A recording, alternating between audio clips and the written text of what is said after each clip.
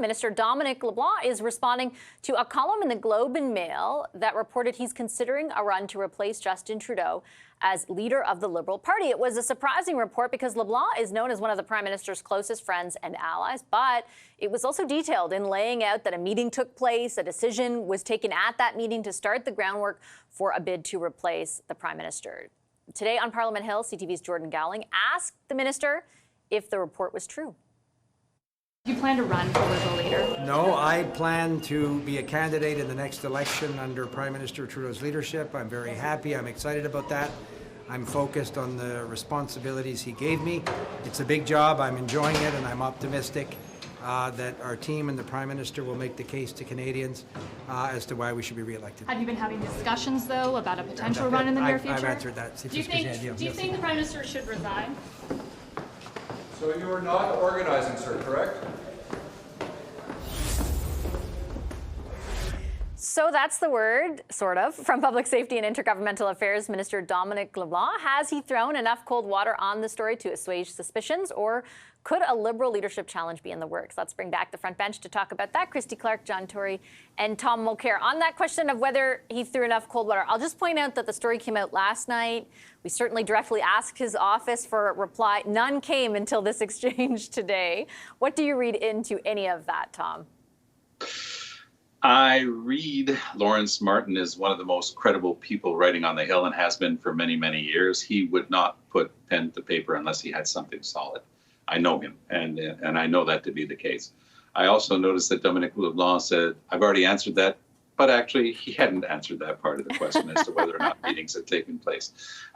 He arrived and he delivered. You know, anybody who's been in politics will tell you how this works. You're getting ready, you've got good staff, they're saying, okay, say that you're with the Prime Minister, that you've got a great job, that you're there for the next, just run through this. So they gave him the 4 or 5 things, and he just stood there and he delivered it. It was very rote. So obviously something's going on. Dominic Leblanc is one of Trudeau's closest friends and strongest supporters, and he deserves that recognition. He's also the guy that they'll give anything to. He'll go in front of the cameras and he'll this guy's taken so many bullets for everybody over the years. When something goes south, he's the guy. He's got good hands, to use a sports expression. But at the same time, it hurt his credibility sometimes.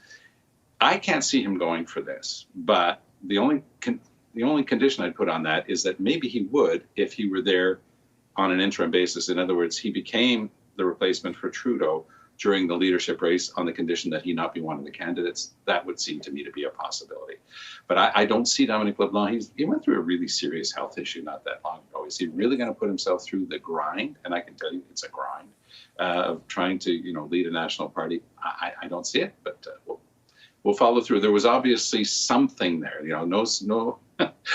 there's a little bit of smoke there. There's obviously a fire there somewhere, but we'll find out more details soon. Yeah, bigger picture, that's kind of the interesting thing, right, Christy, that just a day basically after this big budget was tabled, which we have been speaking about for weeks, will be very intricately tied to the Prime Minister's future and his own popularity, his party's popularity. This piece comes out not with somebody who we've talked before might want the job, like Mark Carney or Mélanie Joly, like someone who is known to be a close friend and is probably one of the more respected Liberal ministers, like people across, premiers like him, his adversaries like him, other politicians like him here. Like he's definitely not a nobody. What do you think about the fact that it even came out and the timing of it? It's weird. I was really surprised. I mean, I'm one of those people who's been a big fan of Dominic Leblanc. When we were building an LNG industry in Canada, despite Justin Trudeau's opposition to it in lots of ways, Dominic Leblanc was a big supporter of economic growth and resource investment and those kinds of things. And I think he'd be a big improvement on the current Prime Minister. But Tom, I think, sort of touched on it, which it's hard to see what's going on behind the curtain here. And I do think his theory that the Prime Minister may be considering stepping down and allowing someone else to lead them into the election, but he wants to have his choice in place. And remember this about the Liberal Party of Canada. It is no longer the Liberal Party with the old rules that the Conservatives have and that the NDP have. It's very much a creature of Justin Trudeau. He will want to, it wouldn't surprise me that he wanted to bestow the crown himself on somebody. And it may be that that's exactly what they're lining up to do, to make sure that someone goes into the election who's a little more saleable than the current prime minister. And I think Dominic certainly fits that bill, but at the same time, they really want to control who gets to do that, because Prime Minister Trudeau doesn't like all these ministers flying around the country campaigning behind his back. It makes him look bad, it makes him feel bad, it makes him feel threatened. Maybe Dominic Leblanc was the solution to that. Yeah, it's interesting. I mean, who would like that, John? You know, it kind of boils down to a question about whether or not the prime minister would ultimately make that decision. And it's hard even at this point to be convinced of that. I think, for example, of the speech he gave to his caucus yesterday, he certainly didn't seem like somebody who was about to take a walk in the summer, the snow, whatever we're calling it now. But obviously, depending on how things are when they head to the barbecue circuit, that could ultimately change. And that is so true. I mean, he's got to keep that posture up to see what the reaction to the budget is, because we don't really know today, 2 days later, and he's got to see what happens with the economy and, you know, then assess that situation maybe at the beginning of or middle of the summer. I think the people that we should be throwing cold water on it, Mr. LeBlanc, are his friends, because he had obviously what was, I'm sure, a very small meeting, and somebody obviously went out of that meeting and talked about whatever they talked about. And, you know, this goes on. I mean, when I was working for Premier Davis many years ago, a lot of ministers were running around anticipating his retirement. And he said to me, I said, do you want me to do anything about it? And he said, no. He said, as long as they're out doing good government and they're out, you know, bolstering the party's reputation and so forth, they can leave them be unless they go over the line. This was something that happened for some reason. I think the only way in which it's significant, because we're talking here about a race that might have 8 or 9 candidates in it, not 3, is that it may show a chink in the armor, but I'm not even sure it warrants that, because you've got people who are sitting having a discussion with cigars and whiskey talking about this possibility, and on it goes from there. It's politics.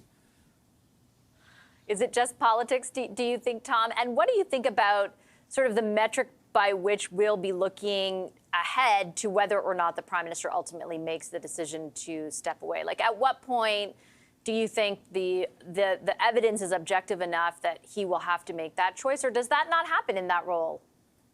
I thought for some time that he was going to give himself until June. You remember over the Christmas holidays, we were told he had brought in some new communications top guns.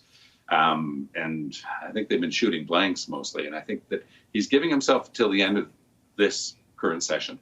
And he'll take stock of it during the summer. If he's still 20 points behind, look, he's got a full career left ahead of him. He's relatively young. He's got a very big value on the open market. I mean, he would be on the board of some of the biggest companies in the world. He's got the best Rolodex you'd ever want to have. He can phone people that he's worked with over the years. That he'd be a real asset. So he doesn't, you know, if he's still 20 points behind, he doesn't want to get crushed in the next election. He'd want to give his party a chance. I'm with Christie on the idea that he's going to be the type to intervene in the leadership race. He is that type. He's very interventionist. But I've always thought that he's been keenly aware of one thing, which is that of the 5 parties present in the House of Commons, there's only one that's never had a woman leader, and that's the Liberal Party, ironically enough, because they present themselves as the feminist, Mr. Trudeau personally, and so forth. I think he would put his full weight behind Chrystia Freeland.